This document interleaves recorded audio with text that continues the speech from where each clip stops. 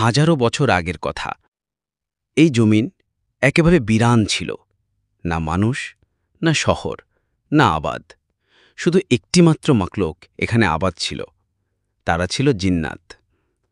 জিন্নাতের কবিলা জমিনের কোণে কোণে ছড়িয়েছিল, কিন্তু তাদের মধ্যে সবসময় লড়াই, ঝগড়া, ফাসাদ আর খুন খারাপি চলত।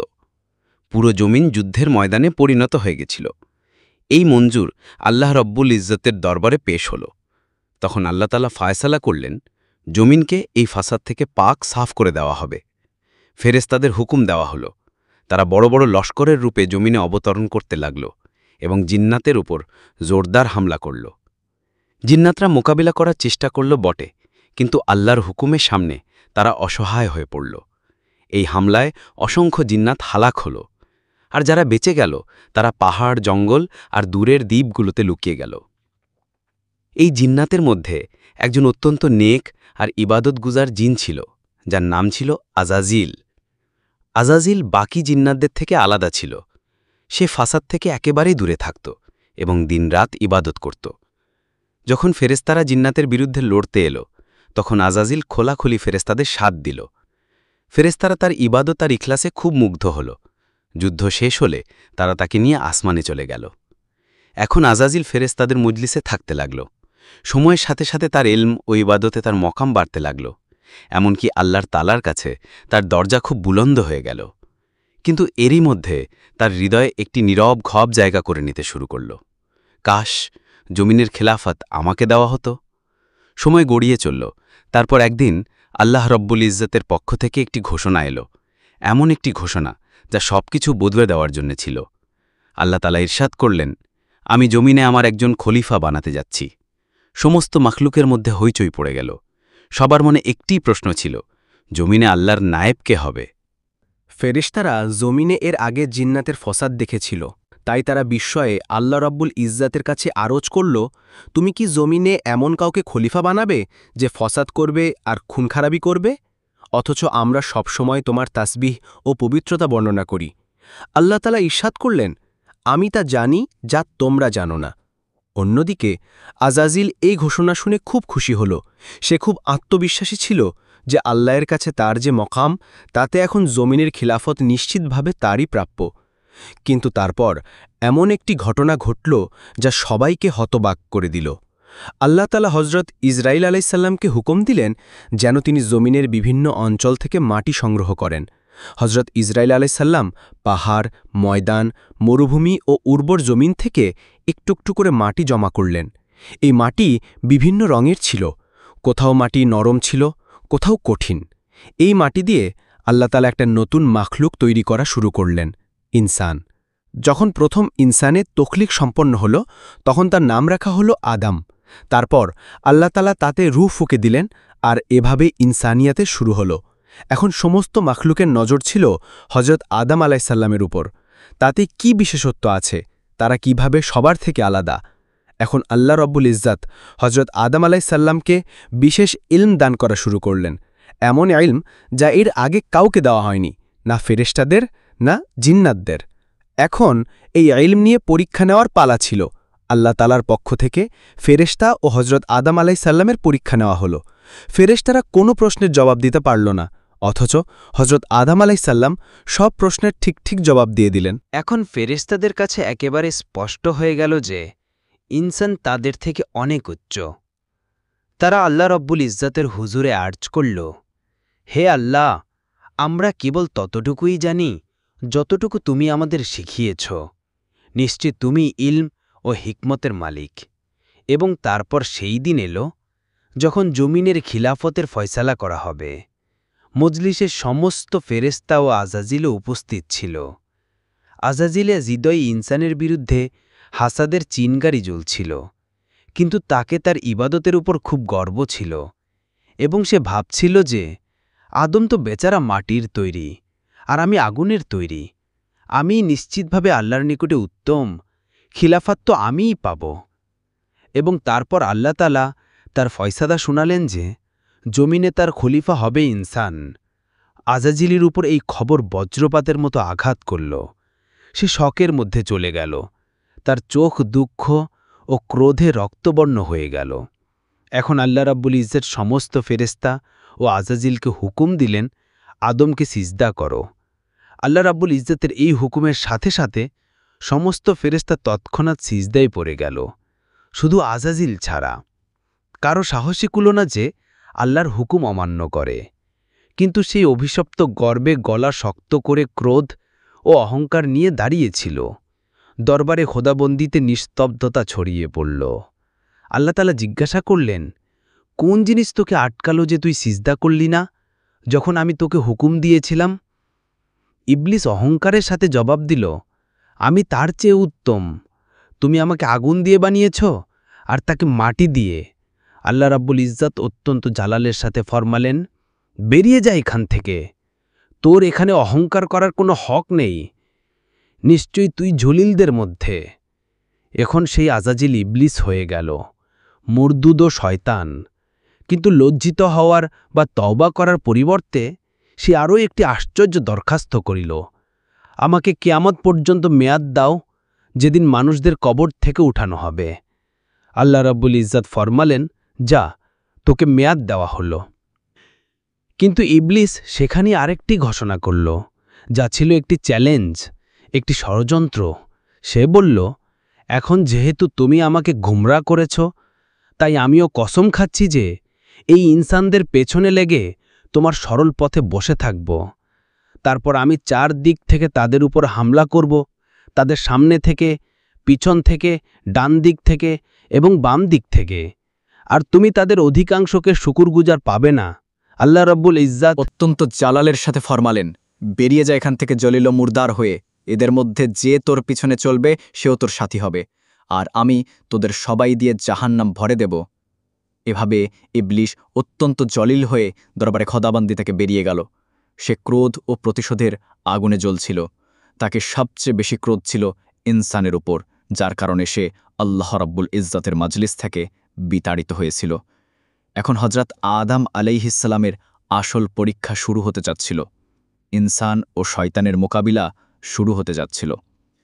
হজরত আদম আলাইহিসসালাম জান্নাতে থাকতে লাগলেন। সেখানে সব ধরনের নেয়ামত ছিল, কিন্তু তবুও তিনি একা অনুভব করতেন। তাকে একাকিত্বের অনুভূতি হতো।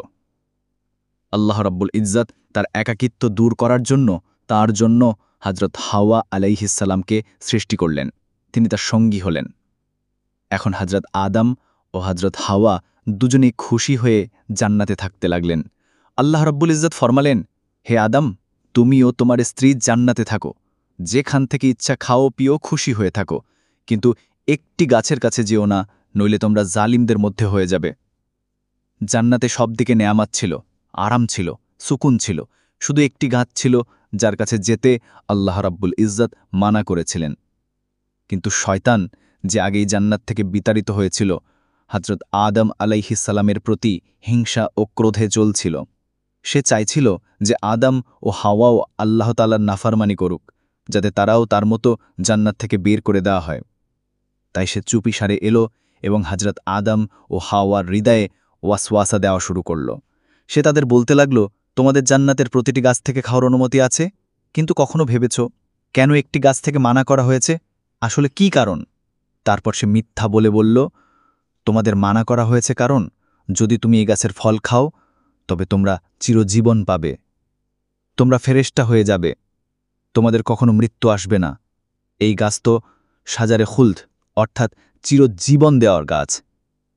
ইবলিস খুব নরমভাবে, চালাকি করে ও মিথ্যা কসম খেয়ে এটা জাহির করল যে সে তাদের হিতাকাঙ্ক্ষী।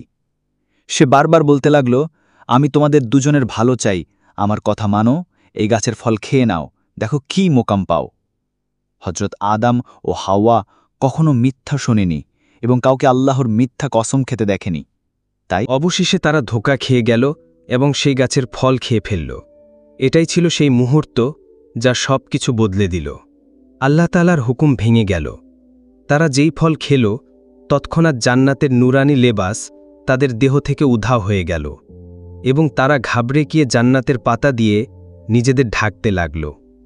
তাদের ওপর শর্মিন্দাগি ছেয়ে গেল। আল্লাহ তাআলা হজরত আদমকে ডাকলেন, আমি কি তোমাকে এই গাছ থেকে মানা করিনি, আর এটা বলিনি যে শয়তান তোমাদের দুজনের খোলা দুশমন? দুজনেই যখন আল্লাহর ডাক শুনল তখন ভয়ে কাঁপতে লাগল। হজরত আদম ও হজরত হাওয়া আলাইহিসসালাম খুব দুঃখিত ছিল যে তাদের কাছ থেকে কি গুনাহ হয়ে গেল, কিভাবে তারা শয়তানের ধোকায় পড়ে গেল। তাদের বুঝে আসছিল না যে আল্লাহ রাব্বুল ইজ্জতের কাছে কিভাবে মাফি চাইবে। কিন্তু আল্লাহর করিম জাত তাদের অবস্থার উপর রহম করলেন এবং আল্লাহ তাআলা নিজেই তাদের একটি বিশেষ দোয়া শিখিয়ে দিলেন। রাব্বানা জালামনা আনফুসানা ওয়া ইল্লাম তাগফির লানা ওয়া তারহামনা লানাকুনান্না মিনাল খাসিরিন। হে আমাদের রব, আমরা আমাদের নফসের উপর জুলুম করেছি। যদি তুমি আমাদের ক্ষমা না করো এবং আমাদের উপর রহম না করো, তবে আমরা নিশ্চিতভাবে ক্ষতিগ্রস্তদের মধ্যে হয়ে যাব। হজরত আদম ও আম্মা হাওয়া এই দোয়া মাগতে শুরু করলেন। তখন আল্লাহ তাআলা তাদের তওবা কবুল করলেন এবং এইভাবে তওবার দরজা চিরকালের জন্য খুলে গেল। তারপর আল্লাহ তাআলা ফরমালেন, এখন তোমরা সবাই, ইনসান ও শয়তান, জমিনে নেমে যাও। তোমরা একে অপরের দুশমন হবে। সেখানে তোমাদের একটি নির্দিষ্ট সময় পর্যন্ত থাকতে হবে এবং জীবন কাটাতে হবে। হজরত আদম ও হজরত হাওয়াকে জান্নাত থেকে নামিয়ে এই জমিনে পাঠিয়ে দেওয়া হল। এটাই ছিল সেই জায়গা যেখানে তাঁদের ও তাদের আগামী নসলের পরীক্ষা নেওয়া হবে, যেখানে ইনসান ও শয়তানের একটি অবিরাম যুদ্ধ চলতে থাকবে। এই জমিনে সব কিছু ভিন্ন ছিল। এখানে এসে তাদের প্রথমবার ক্ষুধার অনুভূতি হল। প্রথমবার চাষবাস করলেন, রুটি তৈরি করলেন এবং তবেই পেট ভরল। হজরত ইবনে আব্বাস রাদিয়াল্লাহু তাআলা আনহু ফরমান, জমিনে নামার পর হজরত জিব্রাইল আলাইহিসসালাম হজরত আদমের কাছে এলেন।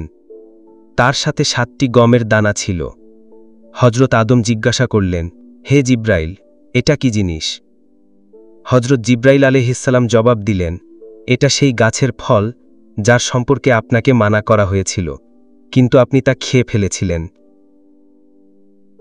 হজরত আদম ফরমালেন, এখন এই দানাগুলো দিয়ে আমি কি করব? হজরত জিব্রাইল বললেন, এগুলো জমিনে বুনে দিন। হজরত আদম সেই দানাগুলো জমিনে বুনে দিলেন। এই দানাগুলো খুব ভারী ও বড় ছিল, দুনিয়ার সাধারণ দানার চেয়ে অনেক বেশি। কিছু সময় পর সেই দানাগুলো ফসল হল। হজরত আদম ফসল কাটলেন, দানা পরিষ্কার করলেন, তারপর সেগুলো পিষে আটা গুঁড়ো করে রুটি তৈরি করলেন। এভাবে হজরত আদম আলাইহিসসালাম জমিনে পরিশ্রম করে খাবার খাওয়ার পদ্ধতি শিখলেন। একইভাবে হজরত আদম আলাইহিসসালামের প্রথম পোশাকও হজরত জিব্রাইল আলাইহিসসালামের সাহায্যে তৈরি হল। তা ছিল ভেড়ার পশম দিয়ে তৈরি।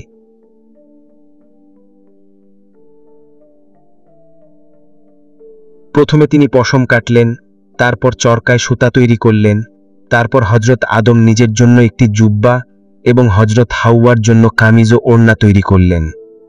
এবং এভাবেই এই জমিনে ইনসানিয়াতের শুরু হল। ইনসান ও শয়তানের গল্প শুরু হল। এমন একটি যুদ্ধ যা আজও চলছে, যেখানে শয়তান ইনসানকে ধোঁকা দেয়, তাকে বিভ্রান্ত করে এবং আল্লাহর হুকুম থেকে আটকায়। আর ইনসান প্রায়শই তার ধোঁকায় পড়ে যায়। কিন্তু মনে রাখবেন,